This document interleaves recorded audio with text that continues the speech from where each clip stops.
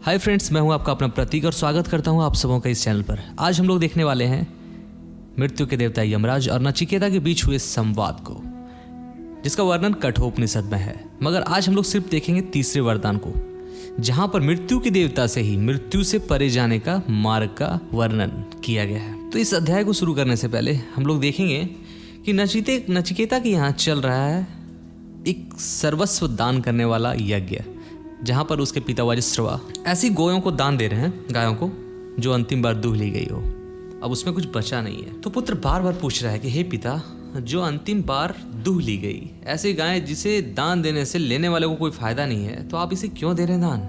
और वह बार बार खुद स्वयं के बारे में पूछता है कि आप मुझे किसे दान दे रहे हैं। और बारंबार ऐसा प्रश्न पूछे जाने पर पिता इरिटेट होकर कह देता है कि जाओ, मैंने तुम्हें मृत्यु को दिया। अब पुत्र के मन में संदेह उत्पन्न होता है, यह प्रश्न आता है कि मैं तो श्रेष्ठ हूँ, शिष्यों में भी, पुत्रों में भी मैं अच्छा आचरण करने वाला हूँ, तो क्या मैं पिता का आज्ञा का पालन न करूँ?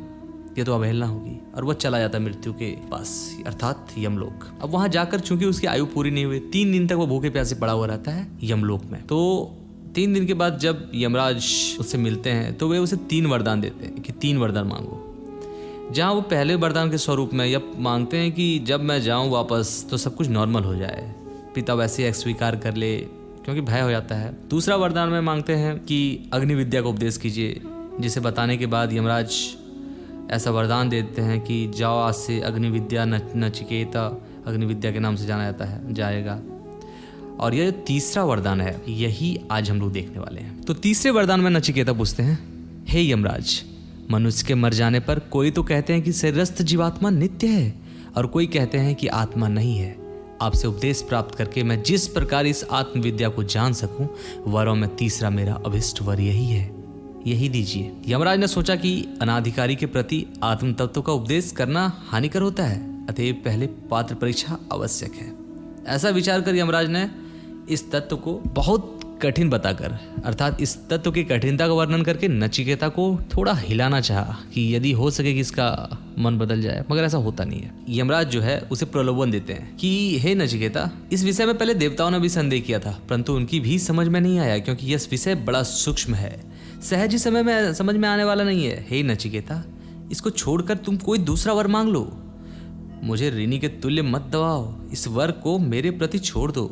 लेकिन नचिकेता बोलते हैं, हे यमराज, जब विद्वान देवों ने भी इस विषय में संशय किया है और आप भी इसको सुगम नहीं बताते, तब निश्चय ही यह वर अति कठिन है और इस वर का उपदेश देने वाला मुझको आपके समक्ष कोई और मिल नहीं सकता और ना ही इसके समान कोई दूसरा वर हो सकता है।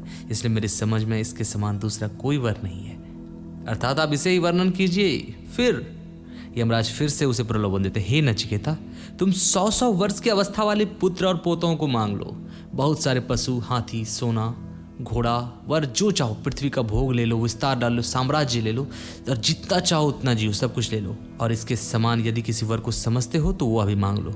धन, संपत्ति, अनंत काल तक जीवन, जो चाहे ले लो नचिकेता। तुम इस पृथ्वी लोक में बड़े भारी सम्राट बन जाओ, मैं तुम्हें सभी लौकिक उपभोग प्रदान करता हूँ। मनुष्यों में जो दुर्लभ कामनाएं हैं, ऐसी संपूर्ण कामनाओं को इच्छानुसार मांग लो।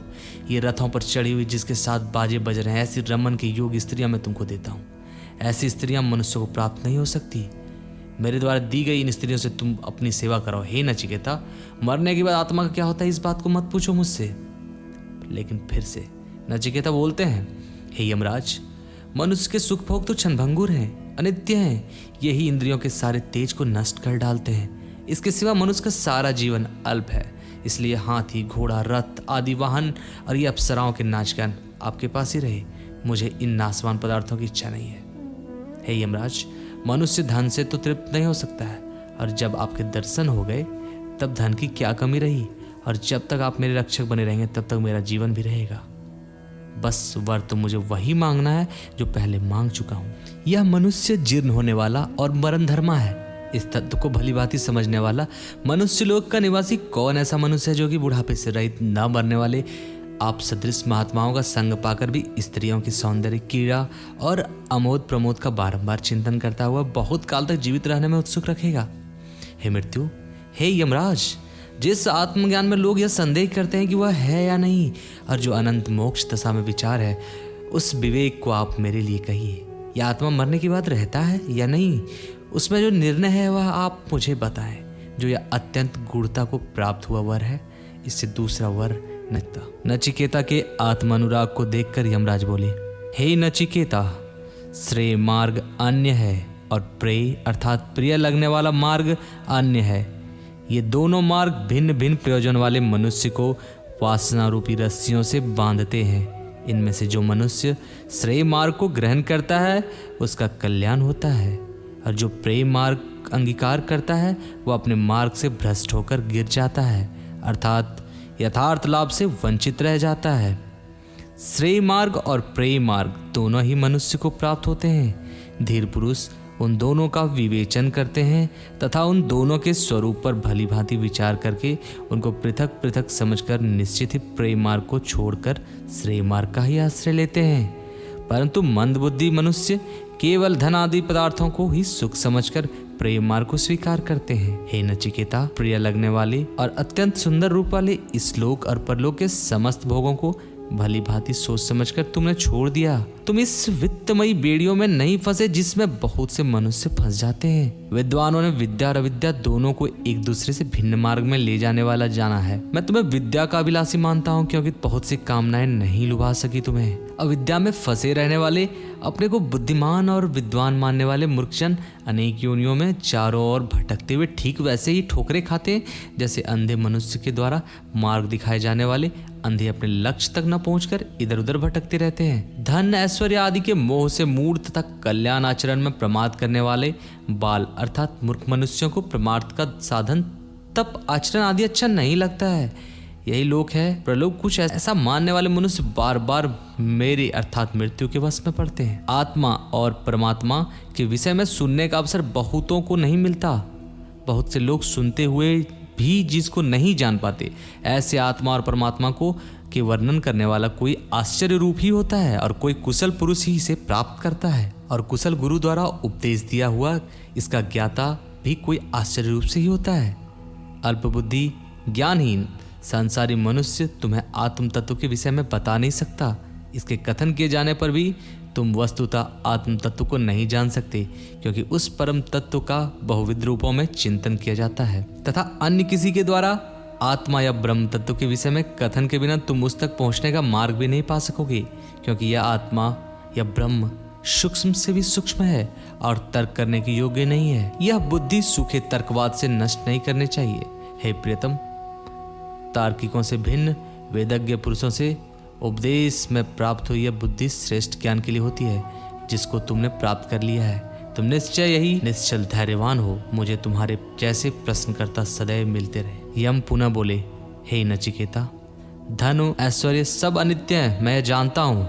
निश्चय अध्रुव नाशवान धन आदि पदार्थों से वह ध्रुव अर्थात अचल पद प्राप्त नहीं किया जा सकता। इसीलिए मैंने नचिकेत नामक यज्ञ का विधान तुम्हें बताया है। अनित्य शरीर आदि पदार्थों में से मैं नित्य पर ब्रह्म को प्राप्त कर चुका हूँ। हे नचिकेता, तुमने कामदेव संबंधी सुख को, जगत की स्थिति के कारण को, कर्म के अनंत फल को, अभय के दूसरे पार को, स्तुति करने योग्य महिमा इत्यादि बड़ी प्रतिष्ठा को अपने अधिकार में आया देखकर भी विवेक एवं धैर्य में दृढ़ रहकर ज्ञान रूपी नेत्रों से इन सब को दुख रूप जानकर इन सब का परित्याग कर दिया है। ध्यानशील विद्वान अध्यात्म योग की प्राप्ति से कठिनता से दर्शनीय, अत्यंत गुप्त, सर्वत्र व्याप्त, बुद्धि में स्थिर, सबके साक्षीभूत सनातन ज्ञान स्वरूप देव को जानकर हर्ष और शोक को छोड़ देते हैं। मरण धर्मा मनुष्य आचार्य के उपदेश से ब्रह्म के वर्णन को सुनकर और मन से भले प्रकार जानकर इस सूक्ष्मतम धर्म भाव को सुने हुए के अनुसार अपनी आत्मा में अनुभव करके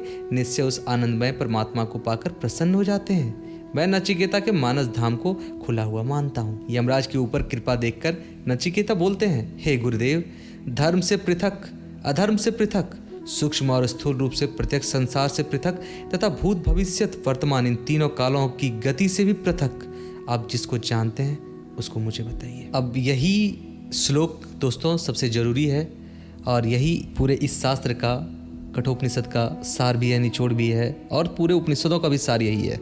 यमराज कहते हैं, हे नचिकेता, सारे वेद जिस पद की व्याख्या करते हैं और सारे तप जिसका वर्णन करते हैं और जिसकी इच्छा करते हुए विद्वान ब्रह्मचर्य का सेवन करते हैं, उस पद को मैं संक्षेप से वर्णन करता हूँ। वह ओम है। निश्चय यही ओम ब्रह्म है।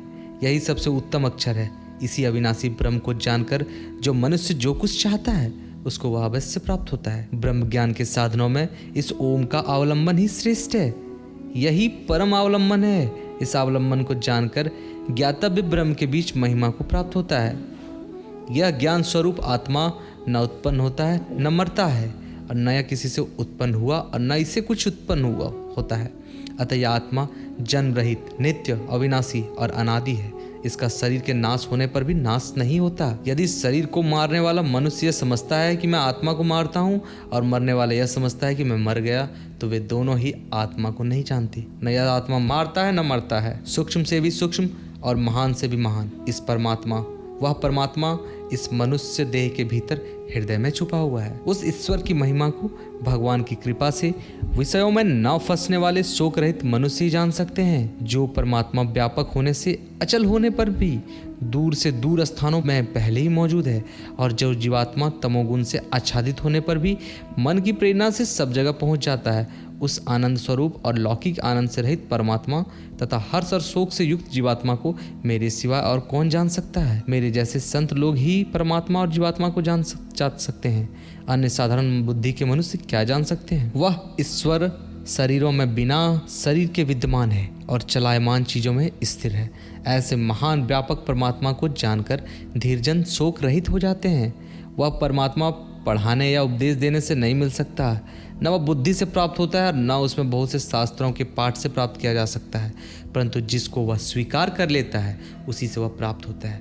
वह प्रभु उसी पर अपना स्वरूप प्रकाशित कर देते हैं। जो मनुष्य दुराचार से नहीं हटता, अशांत है, और जिसकी बुद्धि स्थिर नहीं है और जिसका मन चंचल है, वह केवल तर्क से उस भगवान को नहीं पा सकता जिस पर ब्रह्म में ब्राह्मण और क्षत्रिय आदि सब प्रलय समय लीन हो जाते हैं। जो मौत के भी मारने वाला है, उस परमात्मा देव के यथार्थ स्वरूप को कौन जान सकता है, अर्थात उसके स्वरूप को मुमुक्षु लोग ही जानते हैं, साधारण लोग नहीं। तो इस तरह यह जो तीसरा वरदान स्वरूप नचिकेता ने पूछा था, आप लोगों ने देखा।